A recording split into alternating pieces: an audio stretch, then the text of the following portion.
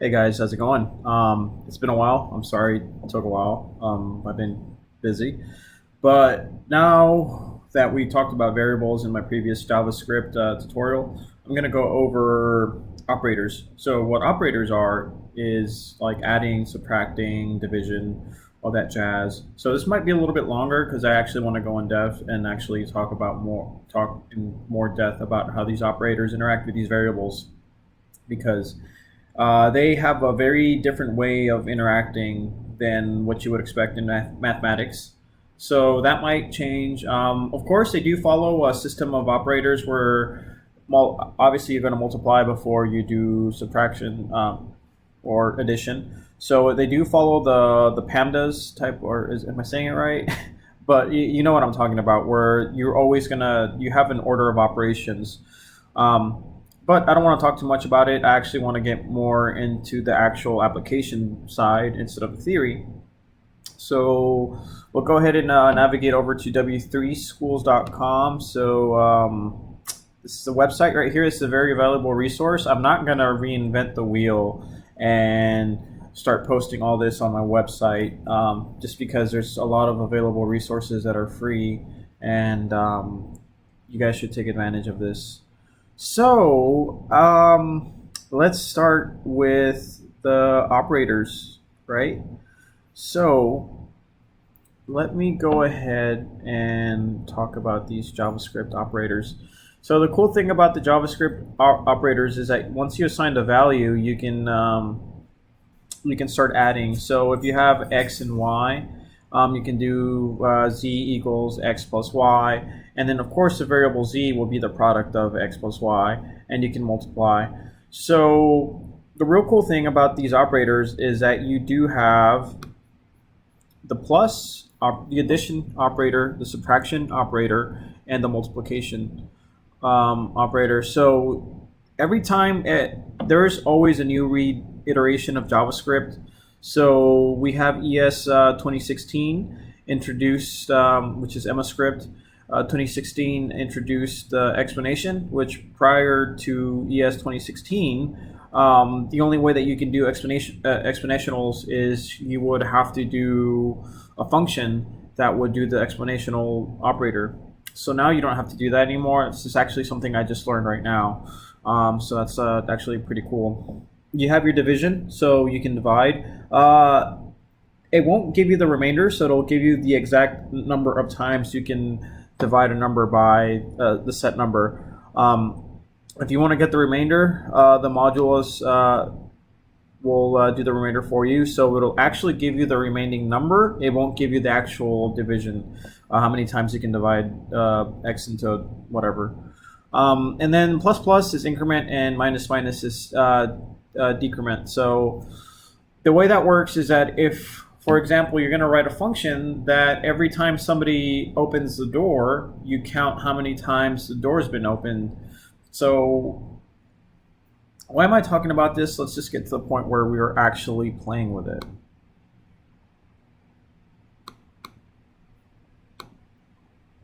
And I am so sorry. I should have done this before I started doing this, but whatever. We'll get to it. Looking for Windows Windows Terminator. Windows. There you go. That's it. Oh yeah, so I can't do that because it's not letting me do that. The only thing I can actually do is power command prompt. No, let's do git instead. I think git's a better.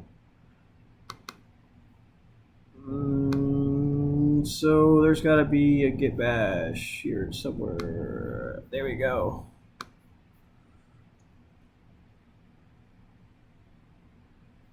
All right, so I expanded my window, and I'm gonna make this a little bit bigger. Sweet. Hopefully we can see that. So cool thing is that we can do a simple one. So var y equals 5. Oh, gotta do node. Okay, so we do var. So and always do the node. Always invoke node before you actually try to assign any variables. So that was a dummy move on my part. So for example, var y equals 5, okay? And then we have var x equals, let's do 10. All right? So if we do y plus, so for example, let's do var result, and var result will be, let's do y plus x. All right, cool.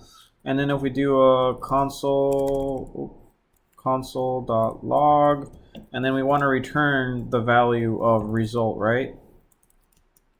15. So what happened here is that since we set the variable y equals 5 and the variable x equals 10, so technically what you did is you did 5 plus 10. So that's pretty cool, right? That was a pretty interesting function if we were trying to solve for whatever result was. Cool. So now let's do something a little bit better.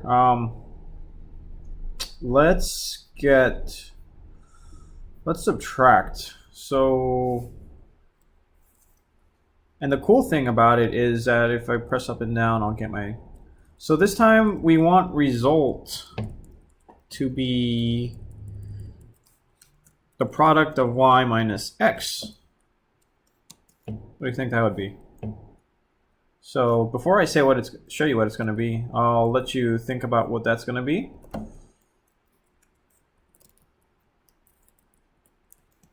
And then, actually, I should just do that. It's -5.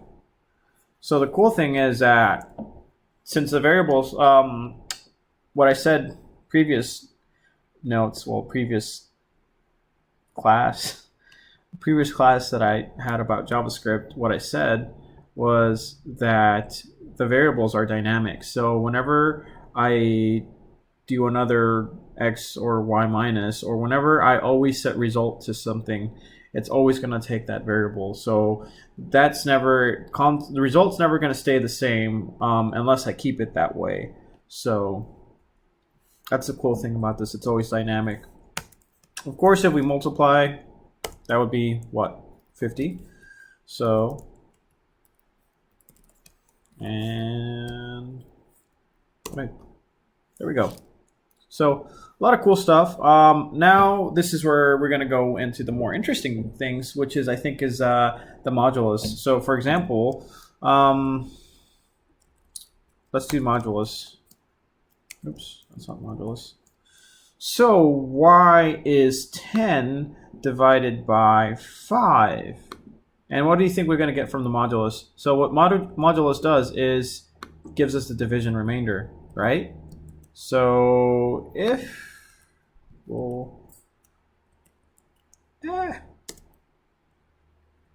and then if we console log result, interesting. So we got 5. It's thirsty. Had to get one of those. So what does that mean? It means that that was the remainder of y modulus divided by 5, which is y, oops, sorry. It is y divided by 10. My bad. So actually, if I do this instead, this is what I was attempting to do. 0. Because it 10 divided by 5 goes in evenly, there is no remainder. My bad, I completely, so rewind what I said. That was the remainder when you don't have enough to go into 5, so you get the remainder of 5. But because, well, this is actually a good test to test if you have an even number. So if you want to test for even numbers, you will do the modulus, and if you get a return of 0, that means it's an even number, or you can divide that number, it's a prime number, whatever you want to, whatever kind of mathematical calculation you want to do. So that's a really interesting logic-based application for it, in my opinion. So increment.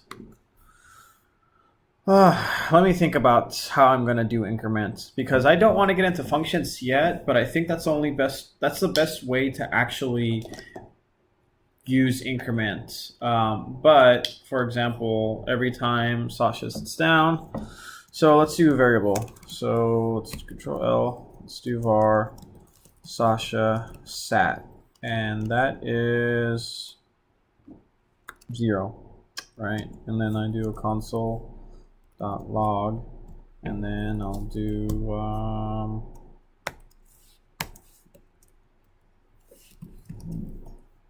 so Sasha sat 0 times today, right? Cool. All right, so what I'll do is Sasha sat, and then I'll do plus plus, and then that should add another one. So if I do console log Sasha sat, it added 1. So okay, throughout the day, Sasha sat 1 more time. Cool. And then I'll just do console log Sasha sat, and I get a 2. So you kind of get what it's going. So I'm pretty sure my dogs are going to start to bark. So I'm going to stop this current recording, and then we'll continue with a different one. Okay. So good thing is that my dogs didn't completely start to bark and try to attack whoever's at the door. So it's good news. So we can continue. Now we're going to do a different one with, we're going to introduce the decrement function or operator. So what we'll do is, I got it. This is a good one. So we'll do a variable, and we'll call this variable dog 8 or dog food level. Let's do that.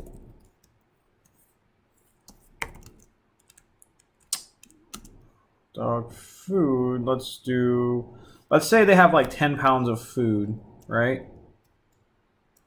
And then dog food minus pound, right? So console,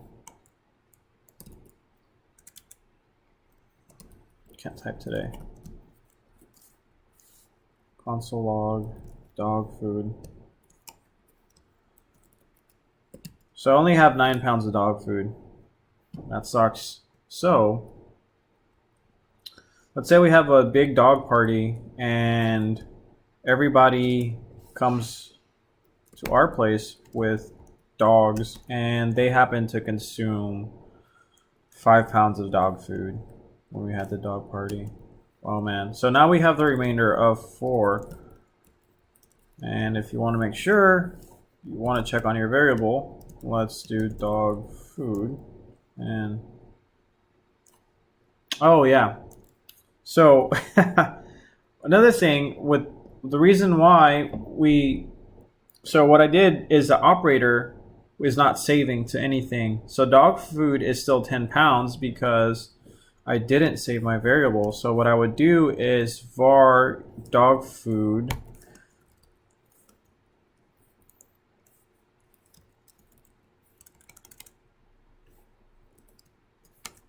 and that's not the way you want to do it actually. You want to use an operator. I don't actually think that this will. If you do console.log, you gotta know your basics like really well down. Okay, there we go. Yeah, so it did save it. So the way it worked is that how do I say it? It evaluated this function first, and then it wrote it to the new variable of dog food. So that's like little weird things with languages that you have to learn how they have their specific order of operations, right? So it evaluated dog food, which dog food at the time was 9 pounds, and it subtracted 5. So now this is going back into variables, so you're getting a little bit of refresher on variables too. So am I. So we're all learning here. So console.log dog food gave us 4, which is pretty cool, huh?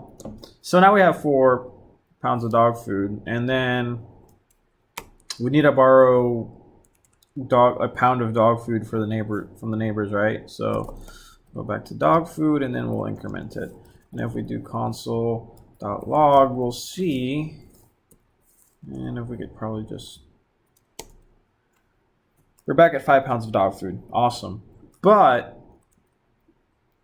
let's just say we add 5 more pounds because we buy another pack of or another 5 pound bag of dog food, right? So what do you think we're going to be at now?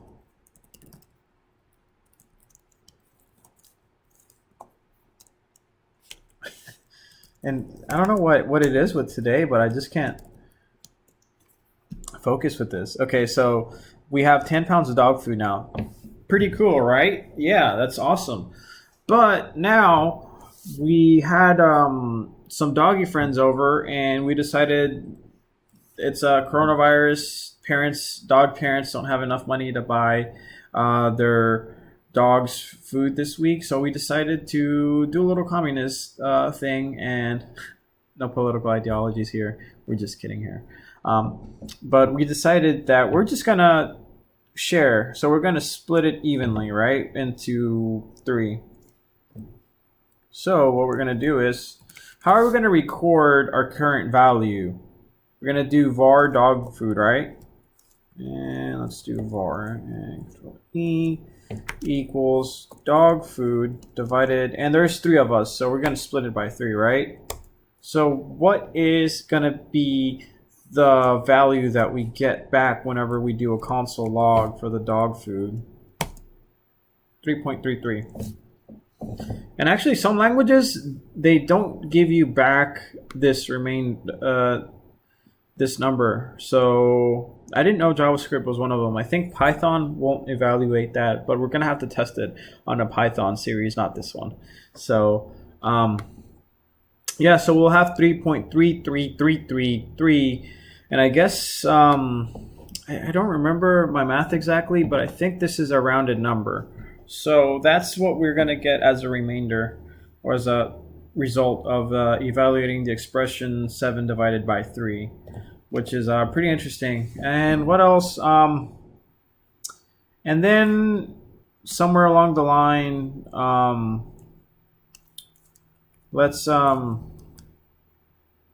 somewhere along the line, let's do something crazy, right? So somewhere along the line, we add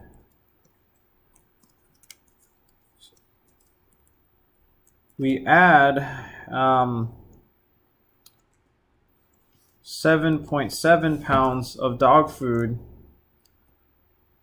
to our awesome dog food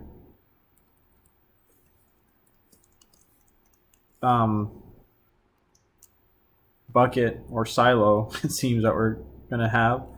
And then we also buy 5 5-pound bags of dog food. And oh yeah, you can't do, it's this there. So console.log, and then we'll just put dog food here. And yeah, you can't use X to multiply. That was my big dummy move. So I multiplied 5 times 5. So there we go. So after we buy an additional 7.7 pounds of dog food and buy 5 5-pound bags of dog food, we'll have 36 pounds with a remainder of 0.03 pounds of dog food to the when I guess since this continues down infinitely. So pretty interesting, huh? Yeah, it's one of those things where it's, I guess for me, now that I'm used to it, it seems pretty easy, but I know that you might have to play around a little bit and try to see where this goes. I would definitely suggest getting comfortable assigning variables. Trust me, there's more to it, and it doesn't get more complicated than it does here because we're going to have a different type of workspace. So what I would recommend is definitely go over to your W3 schools and look at the JavaScript information here. This is a very good resource for you to start playing around and playing with the variables, because we're going to go into different things. So what we did is we did assignments. So we assigned this. So we assigned x plus 5. And another way to do the assignments is you can directly invoke the variable, for example, x, and then plus equals 5, which will add 5. And the real cool thing is that you can try it here yourself. So we'll go ahead and do that just because I think I didn't go over it. And the thing that sucks is that the way that it renders it, it doesn't render it through a command line interface. It actually renders it through the DOM, which is a document, the HTML5 document, which I kind of don't like doing that because it's kind of cumbersome in my. I don't care about HTML5. To me, that's just not really what I'm focused on. I'm more focused on the functional side. And of course, so your original variable is 10, and then you add 5, and then the way that you assign it to the variable is you do plus equals. So I'll do it in the I'll do it on the actual command line so we can avoid those HTML5 distractions, because I think they're very distracting for me, and for me they confuse me sometimes when I have those HTML elements. So let's do var x equals 10 like they did, right? And then we'll do x plus equals 5, and that gives you 15. And if you want to console.log to make sure that you can do that, and oops, why would I do that? So all right, so 15. So that's pretty much how you mess with operators. There's other things besides operators that we're going to go over, and I think that's kind of a part 2 of what we're covering on the operators. But yeah, this is just pretty much JavaScript, the very, very more primitive functions, I guess, the operators. So I would definitely try to mess with it in a way where you can do, for example, 5 is going to give me a really big number, 75. So just do stuff like this, divided by 5, go back to 15. So definitely just work with it and make sure that you're able to console.log and make sure that you call back your variable, because calling back the variable and making sure that you have saved the variable or have the new value of the variable set is very important, because I can do var, so I can do x plus 5 and it'll give me 20, right? And then next thing, like I did previously, I will want to call the variable x, but you'll see it's back to 15 because I never formally saved it or set that variable. So that's how that equal sign works, is because you're assigning the variable the new value. So whenever you're doing a function where you're wanting to subtract, for example, this is actually a very good one, and I know this is kind of dragging it, but I just want to put it in a mindset where it actually applies to something, where you're actually working on something. For all right, so Pikachu, no, let's just do HP, right? So your HP is 10. And then we have variable fire blast, and that is 5, right? And then we have another variable called cut, and then we'll set that one to 3. All right, so let's say you have your HP, so you'll have your HP equals HP minus, we got hit with Fire Blast, right? HP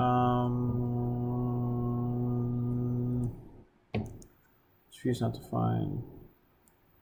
Oh, okay. My bad. I did HP with caps. My bad. Alright, so my remaining hit points are 5, right? And then we go back, and then I don't want to do the whole thing process again. And then we get hit with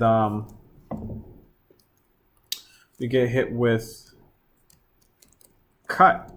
Ow, we're at 2 HP. So if we were to write if we wanted to see our current hit point system, we'll do a function that calls back that variable, right? So let's say that we do, what's a Pokemon move? HP. Oh, so we'll do a variable called var super potion, right? And then we'll do super portion does 8. Okay, and then we'll go back to HP, and instead of subtracting from the hit points, we'll add to the hit points, and then we'll do super potion, and then we're back at 10 HP. So let's do HP. Cool. And if we just do this, if we just evaluate the expression without saving it, we get this. But so that's the evaluation of the expression, right? That's not the actual, it's not actually setting it, and that's very important. But we can also do, for example, to shorten it up, we can do HP minus equals fire blast. Oh, I did fire blast. Wow, I didn't even know. And if we do a console.log and do the HP to call back the HP, it's 5. It actually saved it. So this is actually a shorter expression than the previous one right here. So it saves you a lot, and that goes into writing more efficient code, right? Anyways, that's it. I think that's as much as we covered. It's probably going to be very boring to watch, but whatever. I hope it helps somebody. Thank you guys for watching my tutorial, and hopefully next time we'll go into part 2 into the the operators, and talk about evaluating booleans, and then the primitive variables like true. I forgot what they're called, but booleans is true or false, making sure that we can evaluate those expressions, and then we'll go into functions. Thank you so much again for watching, and if you want to find out more and continue going into the series, you can go to sufrancisco.net.dev, and you'll be able to go to my blog, and I have a JavaScript tutorial site where all of these videos are going to be put in, and you'll also have a lot of cool workbooks or whatever you want to call them, where you can look into. It's not going to be as nice as the W3 schools. Definitely suggest checking that out. But thank you again for watching.